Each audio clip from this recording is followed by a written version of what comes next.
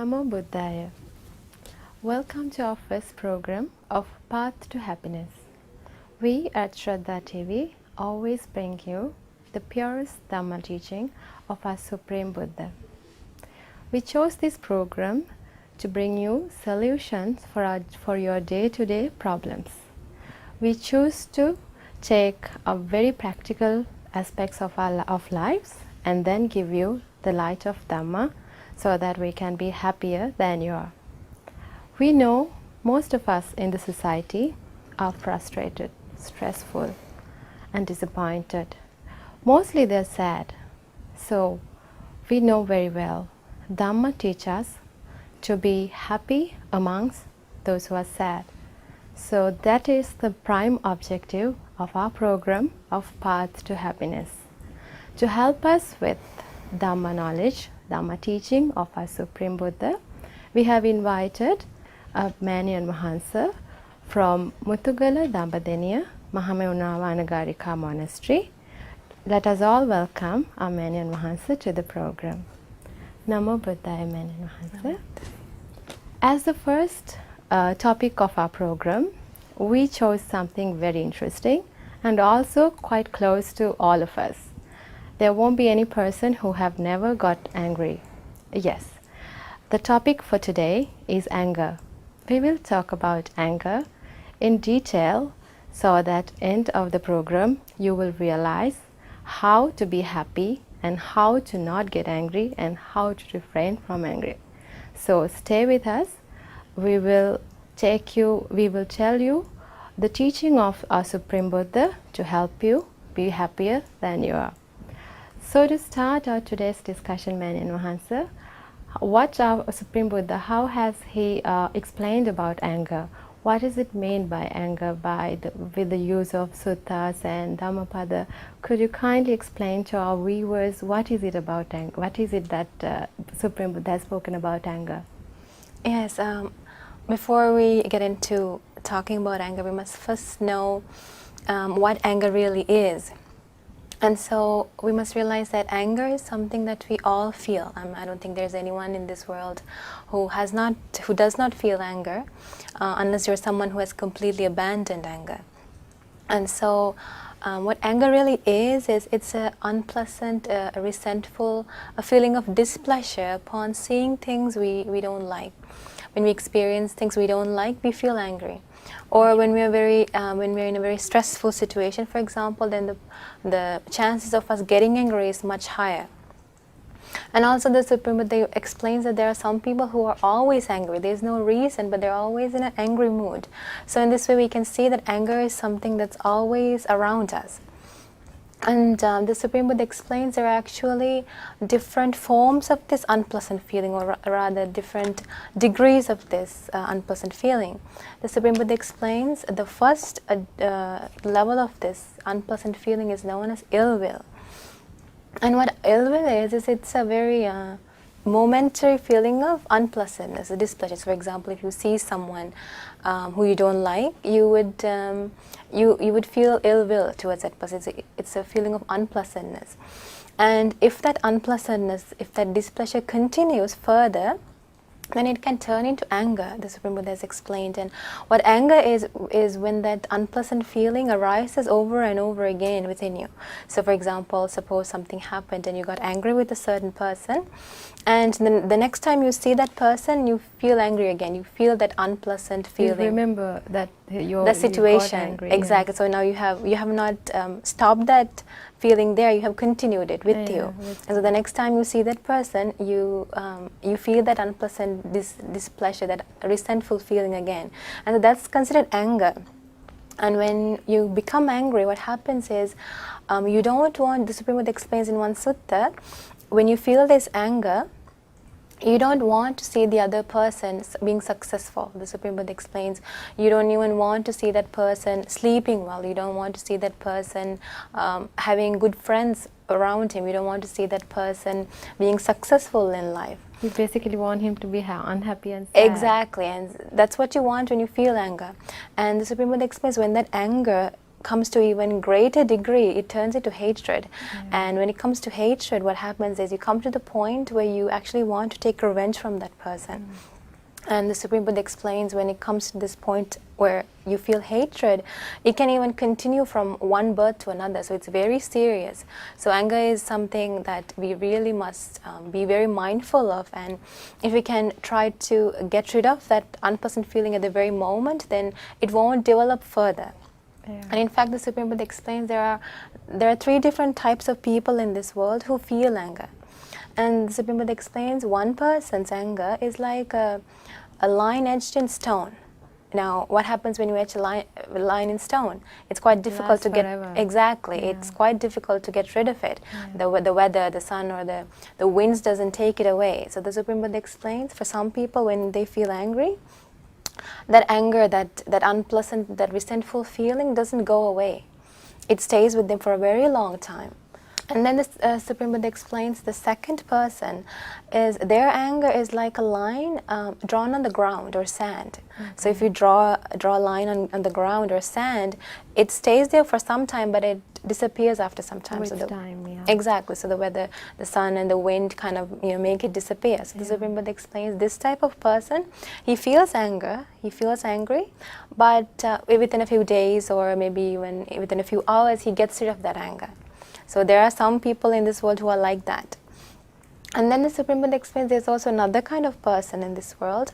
His anger is compared to a line drawn on water. Now, when you draw a line on water, what happens? It disappears instantaneously, isn't it?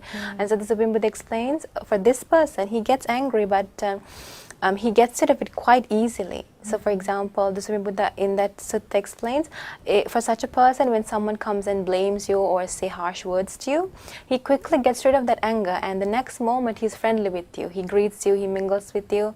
So the Supreme Buddha explains, these are the 3 types of people in this world who feels anger. So I'm sure if you look around you, of your friends, of your family, you can see some people have anger that's like a line etched in stone. Some people's anger is like a line drawn on ground, and some people's anger is like a line drawn on sand, on water, exactly. So these are the type of people in this world who feels anger. So we can invite our friends also to take a look at their own life and realize what type of anger they're dealing with. Absolutely. And the thing is, the Supreme Buddha explains, for someone who has anger, it's quite difficult if you're someone who has anger like the first person we talked about, that is line etched in stone. The Supreme Buddha explains, if you have anger like that, so that means you're someone who develops that thought, that resentful feeling within you. You don't try to get rid of it.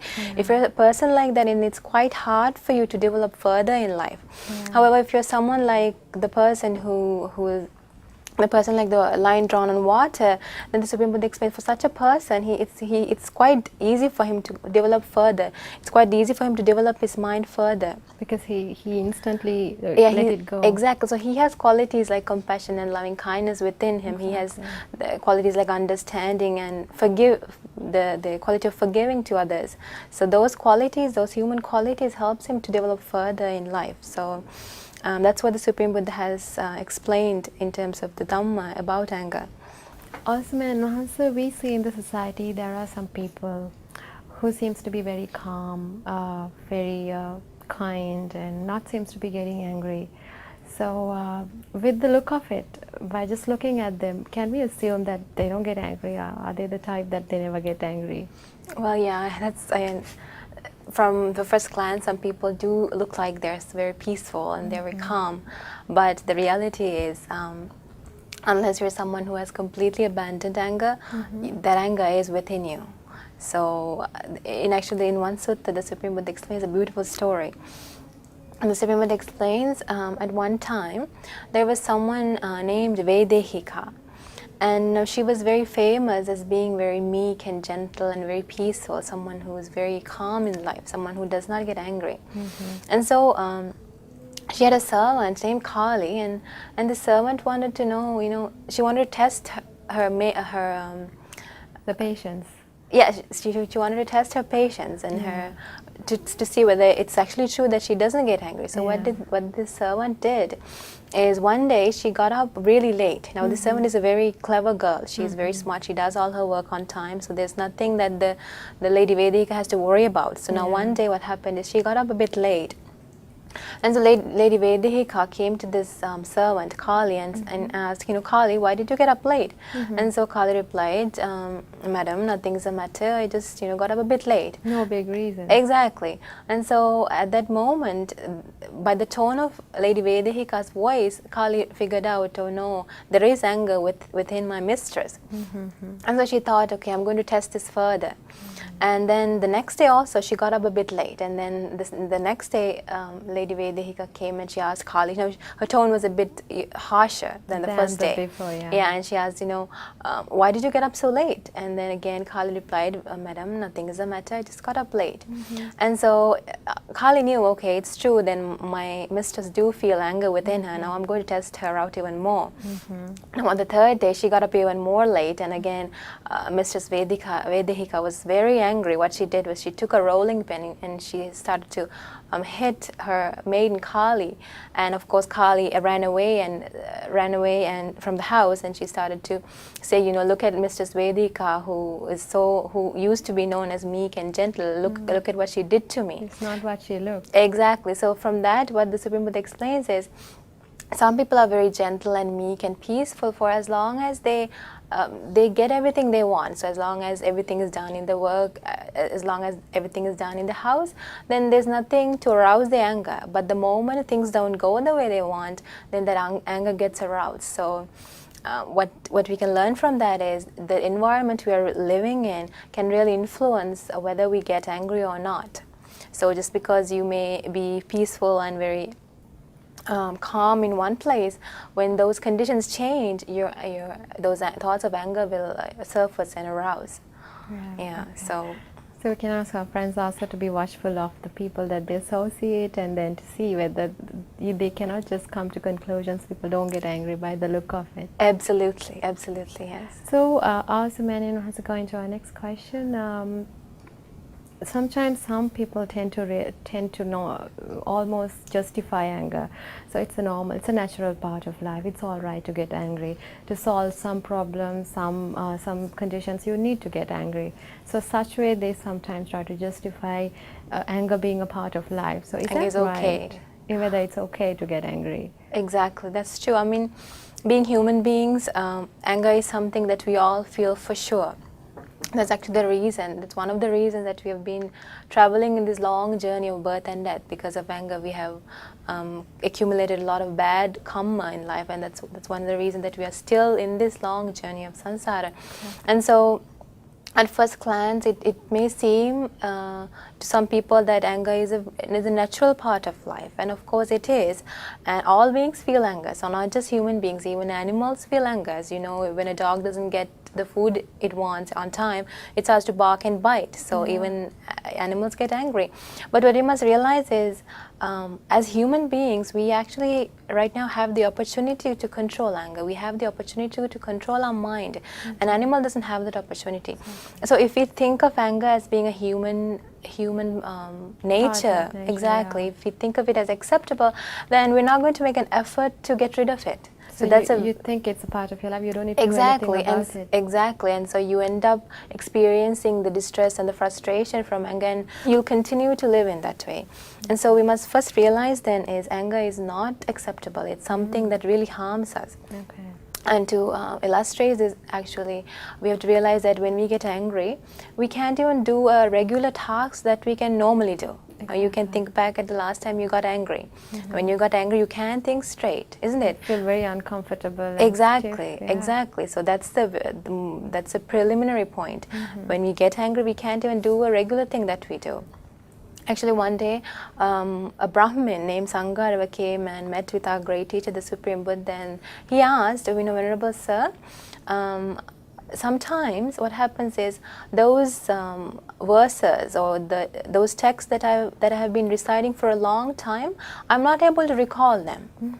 So he's asking, Venerable Sir, why is it that I'm not able to recall those texts that I have been reciting for a long time, all the more those texts that I have not recited for a long time. So he's asking, why is it that he cannot remember something very simple, something that he always recites all the time? And so the Supreme Buddha explains to this Brahmin Sanghara, when you feel anger, when ill will, when that resentful feeling is within you, when your mind is overwhelmed by ill will, when your mind is overwhelmed and obsessed by anger, the Supreme Buddha explains, and you cannot think straight, you cannot know what's good for yourself, you cannot know what's good for others, you cannot know what's good for both yourself and others. So in that sutta, the Supreme Buddha clearly explains then, when you get angry, you cannot know, you cannot see clearly, you cannot know what's good for you, you cannot know what's good for others. That's why we hear saying, when you're angry, don't make decisions. Make decisions, exactly. That's exactly why, because the Supreme Buddha clearly explains, when you get angry, you cannot think straight, you cannot see clearly, you cannot see as it really is, you cannot see reality. And to illustrate this point, the Supreme Buddha gives a beautiful simile. The Supreme Buddha shows, and suppose there's a bowl of boiling water, but it's bubbling under a fire. On a fire, and a person with a good sight, with good eyesight, goes and looks in the water to see his reflection. Now, can he see his reflection? No, because the water is bubbling, it's boiling. So the Supreme Buddha explains, just like a person cannot see his own reflection properly when he looks at a boiling, bubbling water, just like that, when a person becomes angry, he cannot know what's good for him, he cannot know what's good for others, he cannot see and know what's good for both.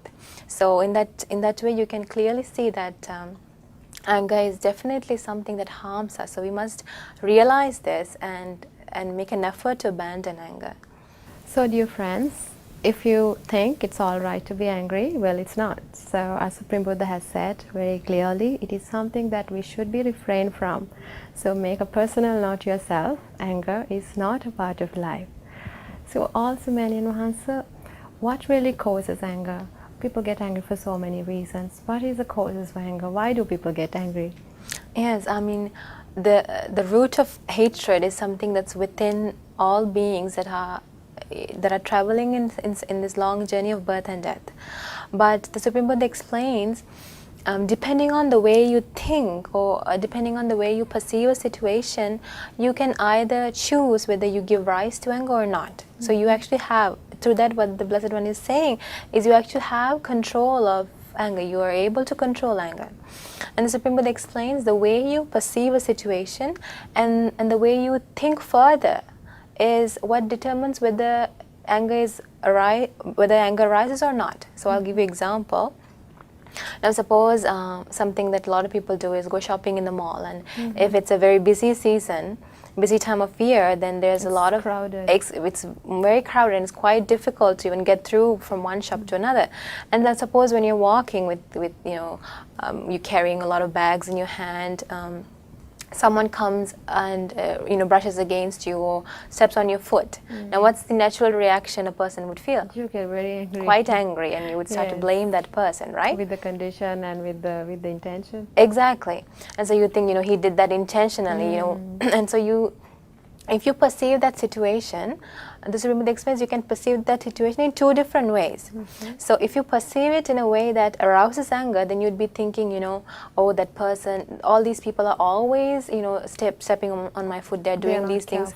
They are not, exactly. So then you're blaming others. They are not careful. Why couldn't they have gone a bit a bit to the side? And you perceive the situation in a way that you perceived it in a negative way, and now you're thinking in a way that promotes anger. However, if you think in the other way, if you thought, it's true that person did step on my foot and she did brush against me, however, I could have walked a bit to the side. If you think in that, if you perceive the situation in a positive way, it was not intentional. It was not intentional. He did, he didn't do it intentionally.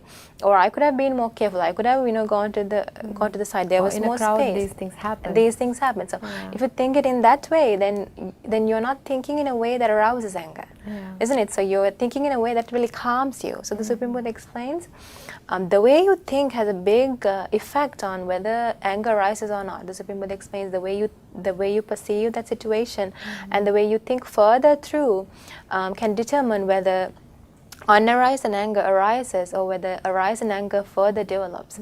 So it's really dependent on the way you think. If you can, make an effort and correct the way you think, then really in life you can have a good control of anger. Now this is not easy to do, of course. As human beings, our nature is to always think in a negative way and perceive things in the negative way, in a way that arouses anger. That's why we are in samsara yet. Exactly. So the Supreme Buddha explains this Dhamma is for the wise, not for the unwise. So only a wise person can train his mind in a way that does not arouse anger. So it takes some wisdom for a person to train your mind in that way. However, if a person does do it, then indeed he can experience a result in this very life. Because as you know, one of the qualities of the Dhamma is this Dhamma is sanditthiko. So you can experience the results of this Dhamma in this very life. Then and there, exactly. So we must realize that the cause of anger is really dependent on the way we perceive something and the way we think through it. And if we think in the wise way, then we won't give rise to anger. If we think in the unwise way, in the foolish way, then we will of course always be giving rise to anger. So that's what we must understand. All right, so we can ask our friends also to take a look at to think of their last moment that they got angry, and also feel that discomfort that they felt at that moment, and then it didn't really give a peace of mind, probably sleepless nights for so many reasons. So we invite you to next moment when there's something happens to get you angry, try not to get angry, as Amen and Hans explained us, to think on the positive way, think of the brighter side, and try not to get angry and see how it feels, so that they themselves can, we ourselves can see the difference, feeling the sensation that is in us, so that the sanditthika, the quality of Dhamma can be experienced on our own. Yes. So also Amen and Hans, in the society, yet again, we always find reasons in the external environment. We get angry, that is an internal thing, you get angry from within, but you always find the reason to be outside, and you find someone or something to be blamed. And enough examples in the society. You go and something, you hit on at least the wall, you can even scold the wall for that, even though it's material. So we always find something in the society or somebody or something to blame.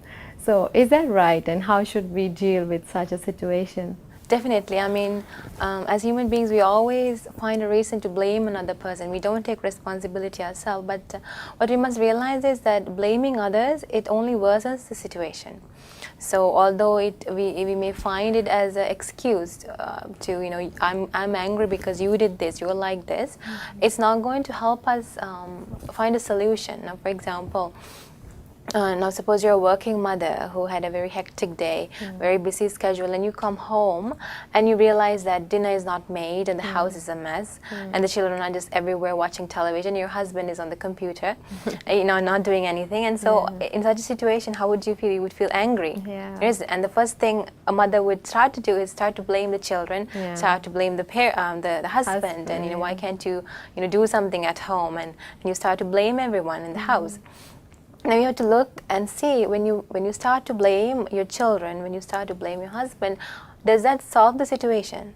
It doesn't. Most of the time it doesn't. It worsens the situation. What happens is when you blame others, what happens is your children gets even more down. Their mood, they get scared and they feel sad, and your husband gets even more upset, isn't it? So what it does is it really worsens the situation.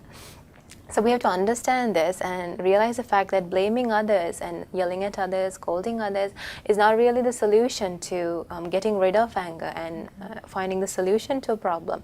Now, if we go back to that same working mother, when she comes home, she realizes that dinner isn't cooked and the house is a mess. If she at least has the ability to be mindful and refrain herself from not blaming others, then at least if she's calm and she herself start to do the work, and when the children sees it, what will they do? They will join and help. Exactly, they'll at least try to join and help, because So by controlling her anger, what she did is she kind of did something to help solve the problem instead of making it worse, isn't it? Exactly. So we have to realize that although it's very natural for us to blame others, what it really most of the time does, it worsens the situation. So if we can be mindful and stop ourselves from being angry at that at least moment, and rather stop ourselves from blaming others, then we're actually stepping to solving the problem.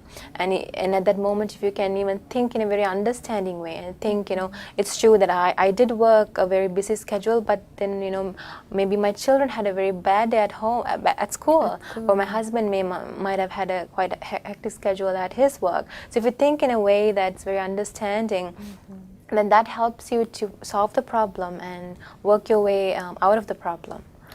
Yeah. Actually, you took a beautiful example from a household, how anger really works both ways, because mostly at home, either mother or the father gets angry, and finally who suffers is mostly the kids. Yes. So they should have that environment at home to be peaceful and to be happy as a family, so that there's no room for anger. So with that, dear friends, we take a short break and stay with us. We'll be back.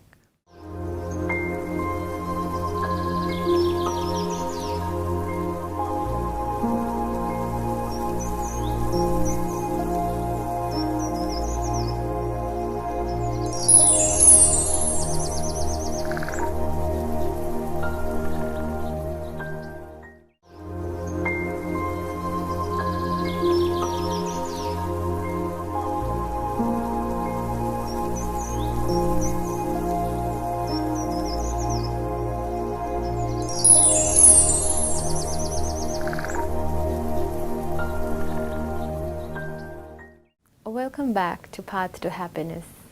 We've been discussing today about anger. We discussed many things about anger so far. We discussed what is anger and why do people get angry, and also we gave you some exercise to do at home to see how you get angry, and to do not to get angry at another situation that you encounter in the future and see the difference to yourself. So let us again ask from Amani and Mahansa. There are different ways people express anger, and harmful ways, many different ways, and there are consequences. And what are these? How do people actually express anger, and what are the consequences of anger? Definitely. When we get angry, different people express anger in different ways. When some people get angry, they don't speak. They don't say anything. They become very moody and they just go to a side and they just stay alone. Yeah. That's their way of expressing anger. But when some people get angry, they start blaming other people, saying harsh words to other people. And when some people get angry, they use their body to hurt others, so they become physically abusive. Exactly. And that's when violence comes to place. So in this way, different people have different ways of expressing anger. And what we have to realize is that the way we express anger can really have very harmful consequences. And if you think a single thought of anger in one person, it can develop within themselves, and it can even affect a whole society or a whole country, or it can even affect the whole world globally. So for example, suppose someone forms a hatred, or he gets angry and he starts to blame other people, and he starts to even sort to things like murdering other people. And because of that bout of anger, because of that bout of hatred, what happens is he continues that negative thought, that he continues with that negative thought of anger and hatred, and what happens is he starts to divide groups in society. So he says certain things, and he starts to gossip, and he starts to break people in society. And when this continues further, and it can even develop to the level where a whole country is experiencing a huge problem. Now, if you look at our history, of course, we can see if the world experienced wars, then most of the time it's a cause of a single person's angry thought or hateful thought. So you can see that a single person's negative and unwholesome thought can affect a whole a whole world. And suffer. yeah, exactly, and it's what causes mass murders and wars where thousands of people die and become hurt. So you can see that the way we express anger is quite different. And that's actually thinking about the external world. You know, what does getting angry has, what does the effect of anger has on the external world. But if you really look at ourselves and how do we feel when we get angry, you can ask yourself that question. I mean, when we get angry, how do we feel? When we get angry, you can't even eat properly. Most of the people, when they get angry, they say, you know, I don't want to eat. I don't want anything to drink. They put aside is eating. Exactly, eating. Yeah. So they're really hurting themselves. They can't eat, they cannot drink anything, they cannot even sleep right. Yeah. Exactly. So it's that unwholesome thought in your mind is affecting your whole daily life, really. Yeah. It takes away your peace and you're uncomfortable. Exactly, and you're always, those thoughts are haunting you. You can't sleep. I mean, try to sleep when you're angry. See if you can sleep. No, those angry thoughts are haunting you. You can't sleep. Not only that, in fact, that unwholesome thought can have a negative impact on your physical body. You know, your blood pressure increases, your heart rate increases, and if you're someone who constantly gets angry, that can really have a long-term impact on your health. Oh. Yeah, it can cause a high blood pressure and can lead to heart attacks. I'm sure you have heard some people get strokes when in certain situations where they are, you know, flashing with anger. Exactly. So that anger even has a impact on your physical health. And not only that, what's even more harmful is the fact that when you're angry, what you do with your body, as we discussed before, when you're angry, you cannot see the right from wrong. You cannot see what's good for you. You cannot see what's good for others. You cannot see what's good for either parties. And so what you do is you end up doing wrong things through body, through speech and mind. So for example, when you get angry, what you do is you end up hitting other people. Some people, you know, make schemes and kill other people. You know, killing human beings because of anger, because of hatred. And some people go and lie. And they try to break people's friendships. And when some people get angry, what happens? Oh, when that anger develops to a level of hatred, and when, thinking they want to take revenge, what people do is they go and engage in sexual misconduct. They try to break couples or break people's friendships. And in this way, people do many things that are unwholesome through body, speech, and mind. And the consequences of doing all of that is you end up in being reborn in bad worlds in your next life. Now, a very interesting story the Supreme Buddha explains is in sutta known as Mallika Sutta. The Supreme Buddha asks, and the Supreme Buddha explains a beautiful, very interesting consequence of anger. That is, Queen Mallika, who is the wife of King Kosala, she comes and asks our great teacher, the Supreme Buddha. She comes and worships the Supreme Buddha, and she says, you know, Venerable Sir, some women in this world are very ugly. She says they are very unpleasant looking. But some people, some women are really pretty. They are very beautiful. They are very nice to look at. And then she also asks, Venerable Sir, some women in this society we see are very high status in society. They have a very good recognition in society, but some people have no recognition at all. They're just normal, very average people, exactly. And also she asks, Venerable Sir, in society I see some people are some women, actually she asks these women, she asks some women are very wealthy, but some are not. So these are the 3 points that she makes, and she asks, Venerable Sir, what's the reason? And so in reply to that... Actually, when you kept on saying that, it would be very interesting for our friends to know. So if some of them are ugly, and what was the reason, and then they can do something about it and then be much more beautiful. Exactly. So in this sutta, the Supreme Buddha explains, O Mallika, the reason why some people are ugly is that in their past lives, they were very much prone to anger. And so the Supreme Buddha explains, because of that anger, as a result of that negative thought within your mind, that caused you to be reborn as an ugly person, as an unpleasant person in this life. And those in their past lives who had loving kindness, who did not get angry, even when they are blamed, even when they are spoken to harshly, those people who did not get angry, those are the ones who are born, when they're reborn in the next life, those are the ones who are reborn as beautiful people. So in that sutta, the Supreme Buddha explains clearly this anger is what really causes a person, what really leads a person to determine whether that person is reborn as a beautiful person or an ugly person. Exactly. Yeah. I mean, you can really understand this by thinking it in this way. When you get angry, if you go to the mirror and look at yourself, you can ask you can see it yourself. instantly that Exactly. you don't look that good. Yeah. Exactly. I mean, you become red, you become very dark. Frowny. Exactly. You're not Yeah. pleasant to look at all. At So that's the all. result of anger in this very life that you can Exactly. experience in this very moment.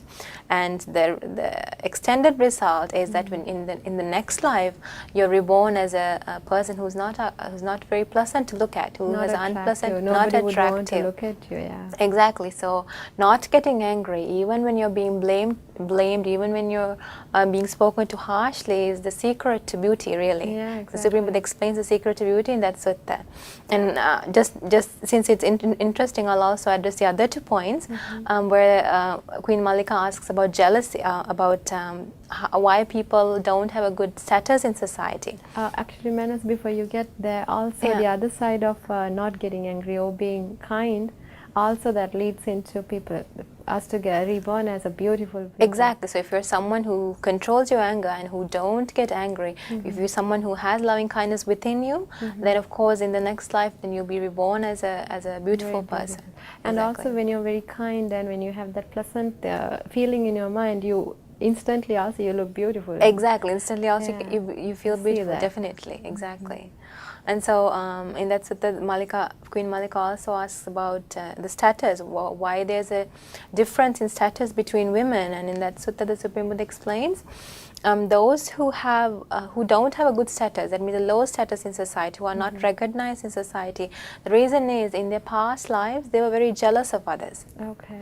And so what happens is those people, when they see other people successful, having a good house, having good families, having a good career, having good education, they feel jealous. They don't rejoice in seeing other people doing well. Okay. And so the Supreme Buddha explains the effect is, the consequence of being jealous is that in the next life, when you're reborn in the human world, you're reborn in very lowly recognized families, or you're not a recognized person. Yeah. You're just an average normal person. You don't get Nobody any place notice, in yeah. society.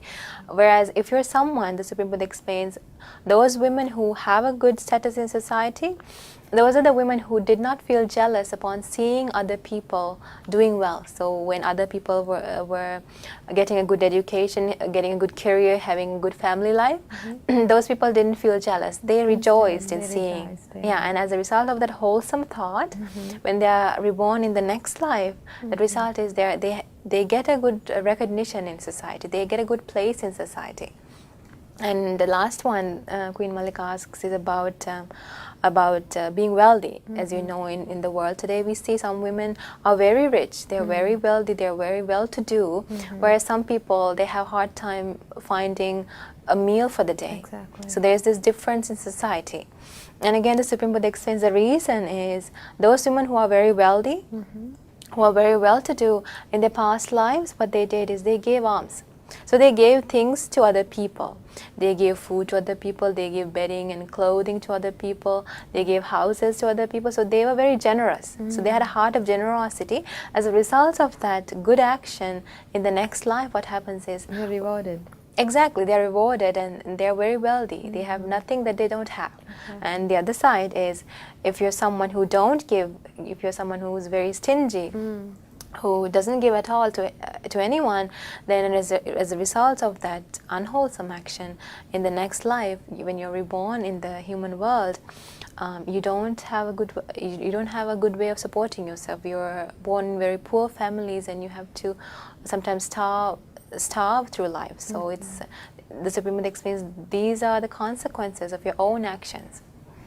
Yeah, that is a very interesting explanation about why some people are ugly, why some people are beautiful, and why some are wealthy, why some are poor, why some part of the society have very good status and some are not even seen, not even recognized.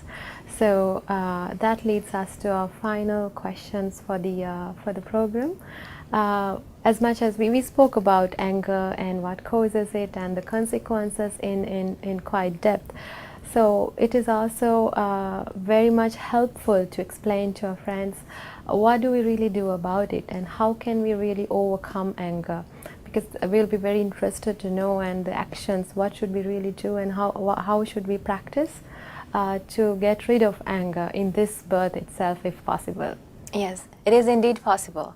And what we have to first realize is that our great teacher, the Supreme Buddha, is someone who completely abandoned anger. So the Supreme Buddha completely abandoned anger and then taught us how to abandon anger. And so we have to realize that we are getting the solution from someone who actually experienced the state of non-anger. So then we can really understand that it is indeed possible to be anger-free. In fact, from the moment the Supreme Buddha attained perfect enlightenment over 2,600 years ago, for the 45 years the Supreme Buddha lived as the Buddha, there isn't a moment in the Supreme Buddha's life where anger has arisen. There's not a moment in the Supreme Buddha's life where the Supreme Buddha has said a harsh word to anyone. There's not a moment in the Supreme Buddha's life where the Supreme Buddha, where other people were affected because of the Supreme Buddha's unwholesome actions. So there is not a moment of anger, because the Supreme Buddha completely abandoned the root of anger, the root of hatred. So we must first realize then it is indeed possible to get rid of anger. And once we know this, we must also ask ourselves then, why do we get angry? Why do we fuel anger? Now sometimes we do fuel anger, don't we? When we're angry, we know we're angry, but we cannot do anything about it. Probably we don't want to. We sometimes enjoy being angry. That's a good thing that you said. That is the fact that you don't want to, and the reason is the Supreme Buddha himself explains there is a gratification of anger.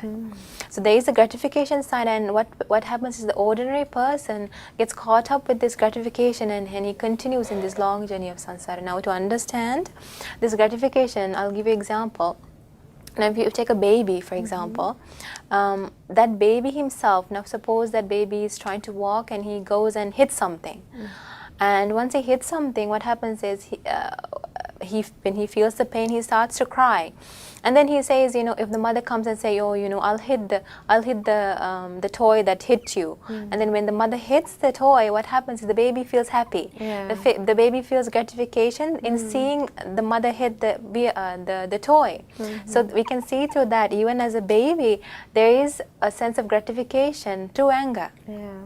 So what happens is that gratification, we get caught up with that gratification and we continue through. And most of the time, what we find what happens is when we get angry, when we feel hatred, we find gratification by seeing other people hurt, by taking revenge from other people. So we have to realize then there is a gratification side to anger, but what that leads to is even more harm. Because in trying to find gratification, what we do is we hurt other people, we lie to other people, and we rejoice in other people being unsuccessful. And that's a very bad thing to do.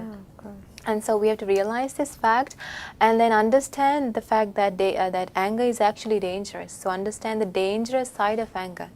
I think throughout the program we did talk about the dangers of anger, not only to ourselves, not just even physically, but it has a long-term effect on your samsara. In terms of samsara. And not only yourself, the fact that you get angry can have an effect on other people, even a society, can affect a whole society negatively. And so in reply to this big problem that we all have, this flame of anger, the Supreme Buddha explains the way to extinguish, put out, cool down this flame of anger is loving kindness. So our great teacher, the Supreme Buddha, is the greatest person who has the most loving kindness in this world. You cannot compare the Supreme Buddha's loving kindness to anyone in this world. And so the Supreme Buddha, having loving kindness, having spread loving kindness, having a heart of loving kindness himself, our great teacher introduces this principle, this new principle to us, because loving kindness is not something that that's a natural part of us. It's something that we have to build in ourselves. Because if we had loving kindness within us, then chances are we would have been already out of this samsara. But what's really natural part of us is the anger. And so the Supreme Buddha explains this is something that you really have to build in within yourself. And so in order to do that, you have to spread loving kindness. And what loving kindness in Pali, it's known as metta. And what metta means is friendliness. And so you have to understand, if you're friendly towards yourself, then you would never hurt yourself, would you? No, And if you're friendly towards others, you wouldn't hurt other people, isn't it? If you're friendly towards your neighbors, if you're friendly towards your family, then you wouldn't go and hurt their feelings. You wouldn't say things to hurt them. You wouldn't do things to hurt them. So in this way, the Supreme Buddha explains, metta is friendliness. So you are supposed to promote friendliness, isn't it? And when you do so, what happens is, the Supreme Buddha explains, you think in a way that promotes friendliness.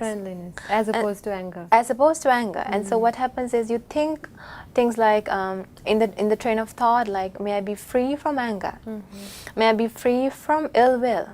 May I be free from hatred. May I be free from physical and mental suffering. May I be free from jealousy. And may I live happily. So you think in that, so that positive way of thinking, that train of thought, and then you little by little gradually extend your thought to others around you. So may all beings in my house be free from anger, be free from ill will, be free from jealousy. And this way you extend it to other people. And so the Supreme Buddha explains, in doing this, the Supreme Buddha explains, you must spread loving kindness in such a wide aspect, where you spread loving kindness like a mother looks at her only son, only child. Now you have to understand this. In order to understand this, we have to kind of look into it. Now, if you take a mother, how does she love her only son? All her love, all her kindness, all her love is directed towards that son. She'll give in anything. Exactly, and even the Supreme Buddha explains, she will even give her life to save that person, that child. So all her love is directed towards the son, and even if that son does, or son or daughter, the child does something wrong, then that mother forgives the son, isn't it? And forgiving and very kind towards exactly. the child. So that love, that loving kindness, that friendliness that she has does not change even if your child does something bad, because that's something that's within a mother. And so the Supreme Buddha explains, that's how you must look at the whole world. Now it's not easy, isn't it? Not at all. Exactly, it's not easy at all, but it's something that you can develop. Now what you have to realize is, now suppose there's someone, and when he gets angry towards a certain person, maybe he won't go and hurt him physically, or maybe he won't go and say words to hurt that person. He won't do it. He won't do any act outwardly. But when you're angry with a person, when that person becomes unhappy, when he gets down, when bad things happen to him, seeing that, you enjoy. You rejoice in it. Did you understand what I said? Yes. Yeah. So, however, if that same thing happens to your own son, you would never rejoice in seeing your own son being unsuccessful. Your own son, if something bad happens to your own son, you would never find pleasure in seeing it. You have that personal affection towards your own You have son. that affection. Yeah. You have that affection towards that son. So the Supreme Buddha explained, this is how you must look at the whole world. And you can imagine, if all people in this world have this thought of friendliness within their heart, then you won't see any of these conflicts, you won't see any of these fights in this world. And what you have to realize is, loving kindness is not something that you have to only spread towards your own family or your own friends. The Supreme Buddha explains, this is how you it's universal. This is how you must look at the whole world. That's how the Supreme Buddha looked at the whole world. No matter, regardless of your religion, regardless of your race, regardless of which country you live in, this is how you must look at the whole world. So it's a very wide perspective. It's a widened mind. So you need a widened mind in order to think in this way. So the Supreme Buddha explains, if you think in this way, then you're able to put a stop to anger. You can stop anger from arising. You can stop unarising anger from arising, and you can stop abandon the arising anger. So when you get angry, what you must do is, you must become mindful of the fact that you're angry and start to spread loving kindness. And little by little, as you develop your train of thought, as your mind becomes widened, you'll be able to spread, you'll be able to see look at the whole world in the way the Supreme Buddha explained. And what you have to realize is this anger is something that we all feel. It's a universal feeling, isn't it? You know, you don't have to be a Buddhist to be you cannot, you know, you cannot say like that all people in this world, all people of all religions feel anger. And so regardless of who you are, which following you teach, if you practice loving kindness within you, then indeed you will be able to experience that state of anger freeness. So this is something you have to understand. And the other thing is, as you practice loving kindness within you, what will happen is you will be quickly able to realize the next moment you're angry. Because you're now conscious, you're very conscious, you're very mindful, so it helps you to develop your mindfulness. Because remember, loving kindness, you're now, if you go back to one of the questions you asked me is what causes anger, and we talked about how it's the train of thought that really determines whether anger arises or not, right? So what spreading loving kindness does is it guides you, it directs you in thinking in the right way, thinking in the wise way. And when you think in the line of thought, the next moment you become angry, you quickly be able to be mindful of the fact that you're angry and try to make an effort to get rid of it. However, if you're someone who's always angry and you think that anger is acceptable, anger is okay, then there is no way. Go anywhere. Exactly. So that's the importance of introducing loving kindness into your life. Like you said, Manasi, is that right to think like anger is something that we have been carried with us in our samsara? Yes. So likewise, can the loving kindness also can travel along samsara?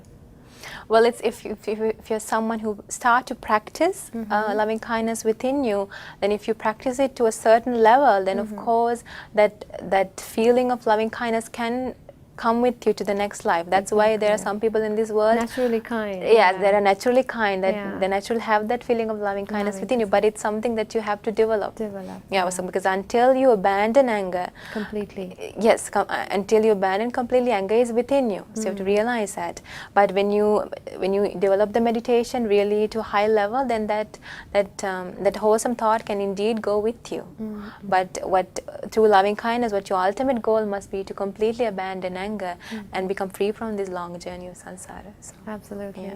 So dear friends, we have come to the end of the program, and we discussed a lot of details about anger. We discussed about what is anger, what causes anger, and how we react to anger, and the negative consequences of anger. So anger is something that we all should refrain from. And we also, most importantly, learned today how should abandon anger. It is to spread loving kindness. So we invite all of you to spread loving kindness and abandon anger, and to be that kindest person in the world. Also, let us take this opportunity to share all our merits that we collected throughout the program to our Manian Mahansa for the precious Dhamma teaching that she shared with us.